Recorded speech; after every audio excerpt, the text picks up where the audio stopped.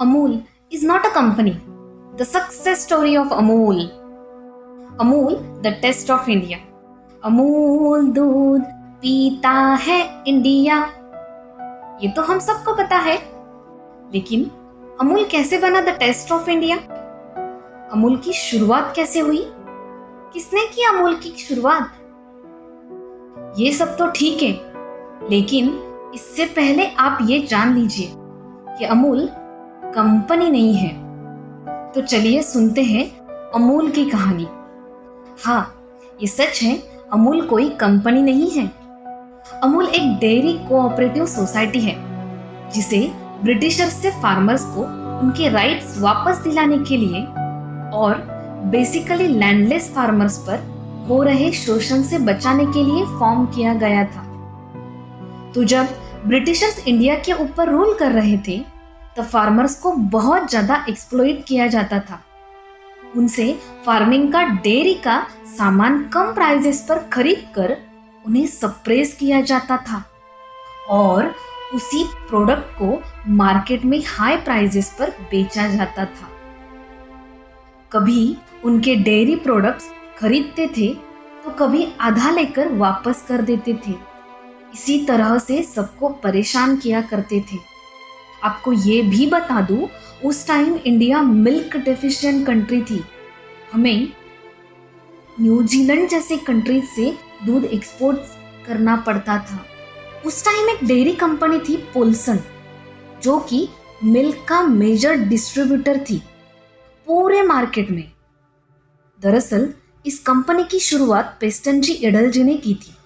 जब वो 13 साल के थे, कॉफी ग्राइंड करने का काम किया करते थे। क्योंकि ब्रिटिश रूल था तो कस्टमर्स को अट्रैक्ट करने के लिए उन्होंने अपने ब्रांड का नाम कस्टमाइज किया और पोल्सन रख लिया। 1910 में पेस्टनजी को पता चला कि ब्रिटिशर्स के पास बटर की बहुत कमी है, जिसका फायदा उठाने के लिए उन्होंने कायरा डिस्ट्रिक्ट में अपनी एक डेयरी को सेटअप किया। इस डेयरी सेटअप का उनको बहुत ज़्यादा फायदा हुआ। 2 साल में ही उन्होंने न केवल बहुत ज़्यादा प्रॉफिट कमाया, बल्कि मार्केट में अपनी मोनोपोली भी बना ली। ये सब हो ही रहा था कि इस बीच 1945 में बॉम्बे की गवर्नमेंट ने एक बॉम्बे स्कीम लॉन्च की, जिसके अकॉर्डिंग दूध को कायरा से बॉम्बे तक लेकर आना होता था। और पोल्सन की बढ़ी हुई मोनोपोली की वजह से जब बाइडिंग हुआ तो फाइनल किया गया कि पोल्सन ही ट्रांसपोर्टेशन का भी काम करेगी, जिस वजह से फार्मर्स को सारा मिल्क पोल्सन को ही सेल करना पड़ता था, वो भी कम प्राइसेस पर। इसी कारण फार्मर्स को बहुत ज़्यादा लॉस झेलना पड़ रहा था। झेलते झेलते अब गुजरात के किसानों के अंदर बहुत ज़्यादा फ्रस्ट्रेशन और गुस्सा बढ़ रहा था। इसी बढ़ते फ्रस्ट्रेशन और किसानों पर हो रहे अत्याचारों को रोकने के लिए त्रिभुवनदास जी ने सरदार वल्लभ भाई पटेल जी से बात करने का फैसला किया। सरदार वल्लभ भाई पटेल जी ने एक ही बात कही कि फार्मर्स हैव टू यूनाइट, सब एकजुट हो जाओ, इकट्ठे मिलकर लड़ो अपने हक के लिए। जिसके बाद इस लॉस और एक्सप्लॉयटेशन के अगेंस्ट फार्मर्स ने सरदार वल्लभ भाई पटेल जी के साथ मिलकर एक कोऑपरेटिव सोसाइटी बनाने का डिसीजन लिया। गुजरात के कायरा डिस्ट्रिक्ट के हर विलेज में एक कोऑपरेटिव सोसाइटी ओपन करने का फैसला लिया, जिसका नाम Kaira district cooperative milk production union limited रखा गया, जिसके मैनेजर त्रिभुवनदास जी, जो कि एक फ्रीडम फाइटर थे, उनको ही बनाया गया ताकि फार्मर्स पोल्सन डेयरी के डोमिनेशन से आगे बढ़ सके और ग्रोथ कर सके। लेकिन अब सबसे बड़ा सवाल ये था कि गवर्नमेंट क्या उनके कोऑपरेटिव से दूध खरीदेगी? तो इस परेशानी का हल में सरदार पटेल जी ने कहा, फार्मर्स कुछ टाइम के लिए अपना दूध सेल ना करें। कुछ टाइम के लिए लॉस होगा, लेकिन उन कॉन्ट्रैक्टर्स को भी नुकसान होगा। सारे ही किसान इस बात से कन्विंस हो गए। उन्होंने इस रिवॉल्यूशन को शुरू करने का डिसीजन लिया और देखते ही देखते ये रिवॉल्यूशनरी स्टेप आइकॉनिक बन गया और पोल्सन की हालत खराब हो गई। पोल्सन डूबने लगी तो ब्रिटिशर्स फिर से फार्मर्स के पास निगोशिएशन के लिए आ गए और बोले और फार्मर्स को राइट प्राइसेस पे करेंगे और उनके साथ जस्टिस करेंगे। लेकिन फार्मर्स नहीं माने और यही फार्मर्स की कोऑपरेटिव सोसाइटी आगे चलकर 1970 में व्हाइट रिवॉल्यूशन का कारण बनी, जिसको वर्गीस कुरियन जी और त्रिभुवन दास जी ने लीड किया। इसके बाद Gujarat cooperative milk marketing federation limited form हुई और इससे अप्रॉक्स 3.6 मिलियन फार्मर्स जुड़े छोटी छोटी कोऑपरेटिव सोसाइटीज के थ्रू।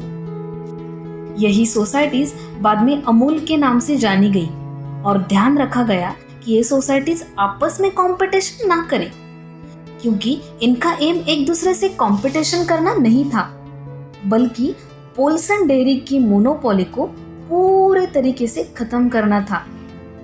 अमूल को यहाँ तक पहुंचाने में 3 लोगों का बहुत बड़ा हाथ था। चलिए जानते हैं इनके बारे में। डॉक्टर वर्गीस कुरियन जी। डॉक्टर वर्गीस कुरियन जी एक केवल किसान ही नहीं थे, बल्कि एक डेयरी कंपनी स्पेशलिस्ट भी थे। उन्होंने अपनी पढ़ाई के दौरान आनंद गुजरात के सरहद डेयरी में काम किया था, लेकिन उनके साथ मिलकर त्रिभुवन दास पटेल जी ने एक सपना देखा, एक विजन देखा, और वो था value for many and value for money. यानी कि जो मेनी फार्मर्स हमारे किसान भाई हमें डेयरी प्रोडक्ट प्रोवाइड कर रहे हैं, हम उन्हें एक अच्छा वैल्यूएबल अमाउंट दे पाए। इसलिए अभी भी फार्मर्स को सबसे ज्यादा फेयर मनी अमूल ही देता है। दूसरा वैल्यू फॉर मनी, यानी कि जो कंज्यूम अमूल का प्रोडक्ट खरीद रहा है उसको प्रोडक्ट इतना अच्छा मिले और पसंद आए कि वैल्यू फॉर मनी के साथ भी जस्टिस हो। इसी विजन के ऊपर उन्होंने काम किया।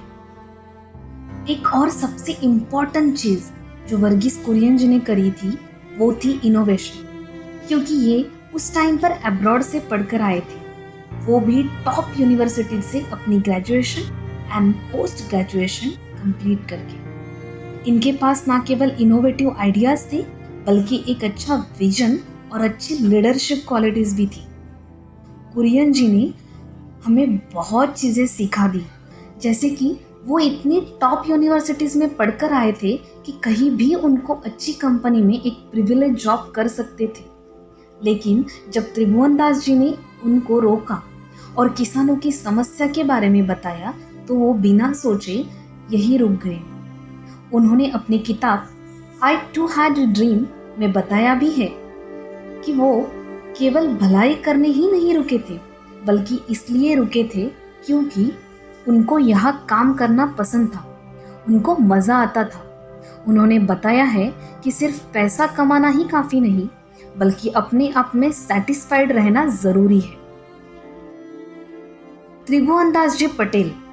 त्रिभुवन दास पटेल कायरा गांव से ही थे।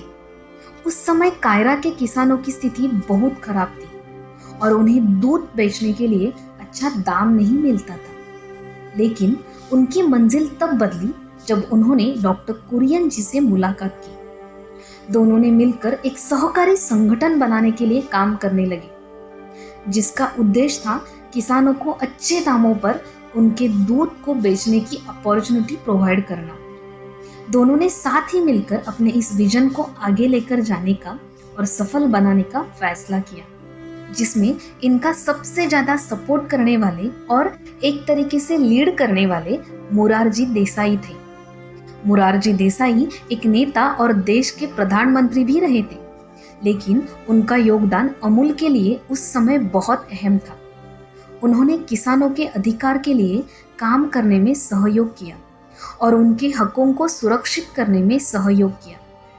उनके नेतृत्व में एक सुरक्षित और खुशहाल दूध सहकारी मॉडल बन के तैयार हुआ, जो आज भी सक्सेसफुली चल रहा है। जून 1948 में सिर्फ 2 गांव के फार्मर्स ही मिलके लगभग 250 लीटर पर डे का मिल्क प्रोड्यूस करने लगे। बॉम्बे ने स्कीम में फार्मर्स को एक भरोसेमंद मार्केट प्रोवाइड भी किया। लेकिन देखते ही देखते फार्मर्स की स्ट्रेंथ बढ़ने लगी और 1948 के एंड तक लगभग 500 फार्मर्स इनसे जुड़ चुके, जिस वजह से मिल्क प्रोडक्शन बढ़ के 5000 लीटर पर डे पहुंचा। इतना मिल्क बॉम्बे स्कीम हैंडल ही नहीं कर पा रही थी, जिसके बाद ये फैसला किया गया कि अभी मिल्क के प्रोडक्ट्स भी बनाएंगे, जिसमें एक सजेशन था मिल्क पाउडर बनाने का। लेकिन बफेलो के मिल्क को इतनी आसानी से ड्राई करना पॉसिबल नहीं था।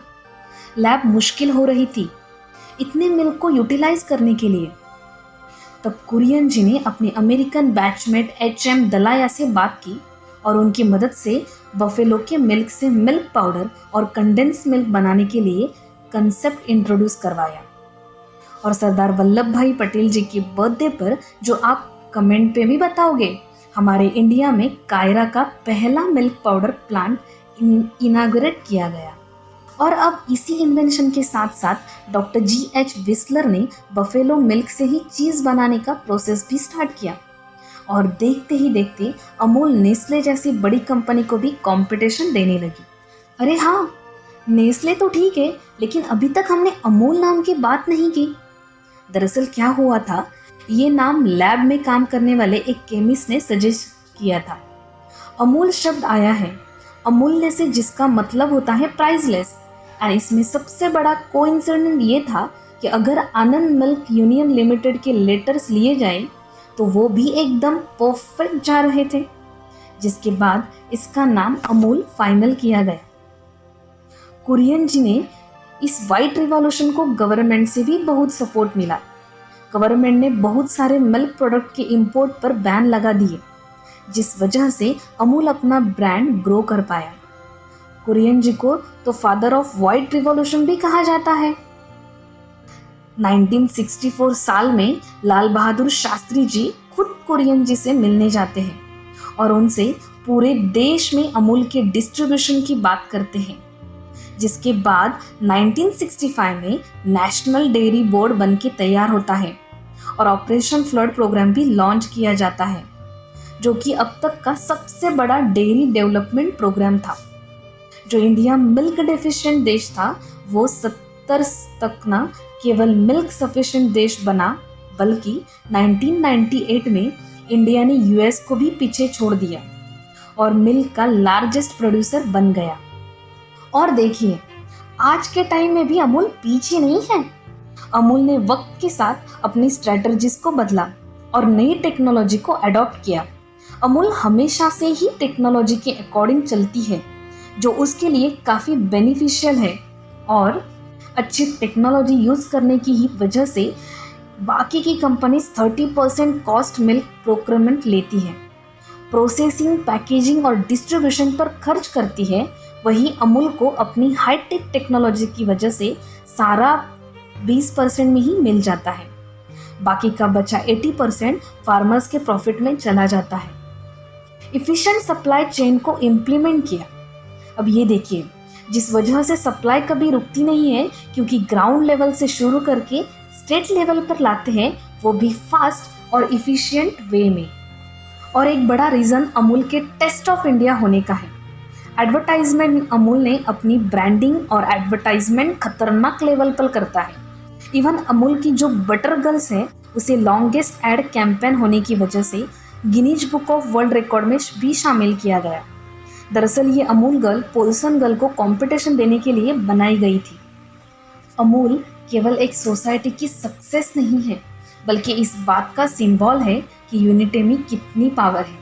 केवल एक डिस्ट्रिक्ट के किसानों से साथ हो जाने से शुरुआत हुई थी कोऑपरेटिव सोसाइटी की, जो आज पूरे वर्ल्ड की लार्जेस्ट प्रोड्यूसर बन चुकी है। सिर्फ एक स्टेप की वजह से ना केवल किसान अपने ऊपर हो रहे हैं अत्याचार को रोक पाए, बल्कि सेल्फ डिपेंडेंट और फाइनेंशियली स्टेबल भी हुए। सबसे बड़ी बात यह है, आज भी कोऑपरेटिव सोसाइटी है, इसको स्टॉक्स में नहीं रखा गया है। आज तक जो ये सिंबलाइज करता है कि फार्मर्स है अमूल के असली ओनर्स। आज के समय में रूपी सोडी अमूल के मैनेजिंग डायरेक्टर है। नो डाउट वो भी एक बहुत बेहतरीन लीडर है, जिन्होंने 31 साल कुरियन जी के साथ काम किया हुआ है। आज अमूल डेयरी प्रोडक्ट बहुत सारी कैटेगरीज में प्रेजेंट है और हर कैटेगरी में हीरो है। अब आप लोग मेरे हीरोज हो, जल्दी से वीडियो को लाइक और चैनल पर थोड़ा सा बटन लगा के सब्सक्राइब तो कर दो। नेक्स्ट वीडियो नोटिफिकेशन के लिए